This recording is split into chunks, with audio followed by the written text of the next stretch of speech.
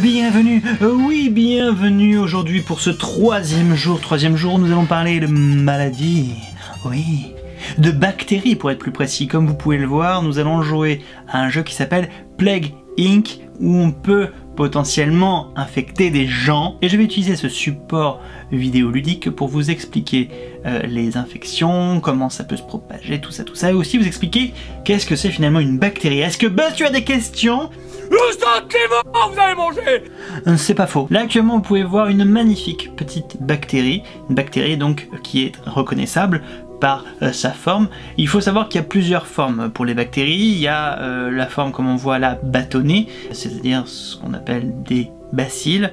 Il y a plusieurs exemples comme le bacille de Koch qui est responsable de la tuberculose ou Escherichia coli qui vous fait faire un petit peu cacamou quand vous mangez un mauvais plat. On en a sous forme de sphères qu'on appelle les coques, donc on a par exemple le staphylocoque, et on a sous forme de spirales qu'on appelle les spiroquettes qui s'envolent vers d'autres cieux. Tuons du monde! Regardez bien ça, 67,3% de la population se lave les mains. C'est bien, mais les docteurs travaillent 3 jours par semaine, ça ne m'étonne pas. Les malades sont ignorés, parce que bon, hein, on va pas non plus s'intéresser aux pauvres. Allez, la chiasse du Lord. Parce que elle te donne la coulante. Bienvenue, bienvenue dans Plague Inc. Vous êtes un nouveau bactérie. Pour gagner, il vous faut évoluer et vous propager dans le monde, anéantissant l'humanité avec l'épidémie ultime. Commençons. Qu'est-ce que c'est que la bactérie? La bactérie fait partie de ce qu'on appelle le monde du vivant, c'est-à-dire que ça utilise des composés organiques ou minéraux qui sont à l'extérieur d'elle-même, à l'extérieur de cette cellule, puisque c'est une cellule, ça les ingère et ça transforme tout ça en des déchets et aussi en molécules d'ATP qui est la molécule d'énergie de la cellule. Donc ça fait partie du vivant, c'est-à-dire que ça se divise, ça a son propre ADN aussi, très important, qui est sous forme circulaire et qui n'est pas protégé par un noyau.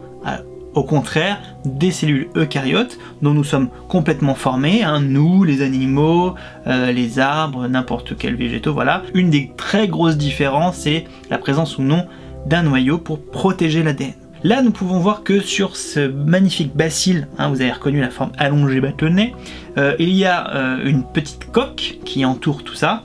Ça dépend des bactéries, il y en a qui ont des coques, d'autres qui n'ont qu'une membrane plasmique autour d'elle, hein, une petite peau de protection.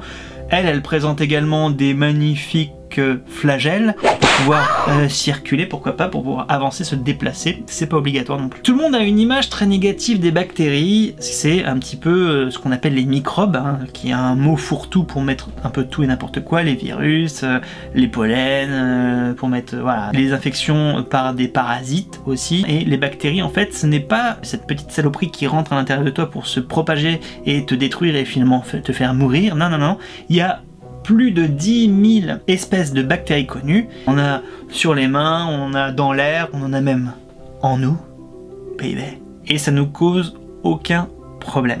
Il y en a même qui sont extrêmement utiles, comme une par exemple qui utilise une partie de l'azote qui se trouve dans l'atmosphère pour pouvoir donc l'ingérer et qui au cours de son utilisation de l'azote va produire en déchets des acides aminés. Et oui, les composants essentiels de nos protéines. C'est plutôt cool.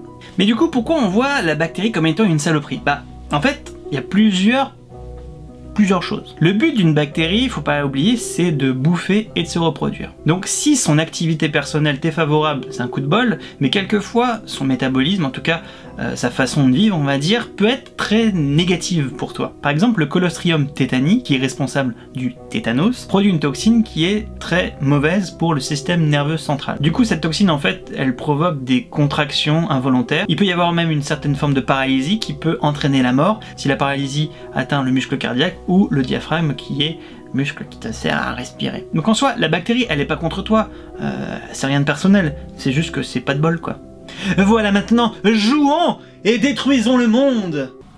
Ok, alors bon, petit problème, il est actuellement 19h51 et si je veux pouvoir faire le défi comme je l'entends, eh bien il va falloir que je coupe cette vidéo en deux. Mais ouais, désolé les petits potes, c'est... Parce que j'en ai encore pour 2 heures ou 3 heures ou 4 heures de montage avec la partie que j'ai fait sur Plague Inc. Mais vous inquiétez pas, on va détruire le monde demain. Demain, nous allons détruire le monde et je vous expliquerai d'autres petites subtilités.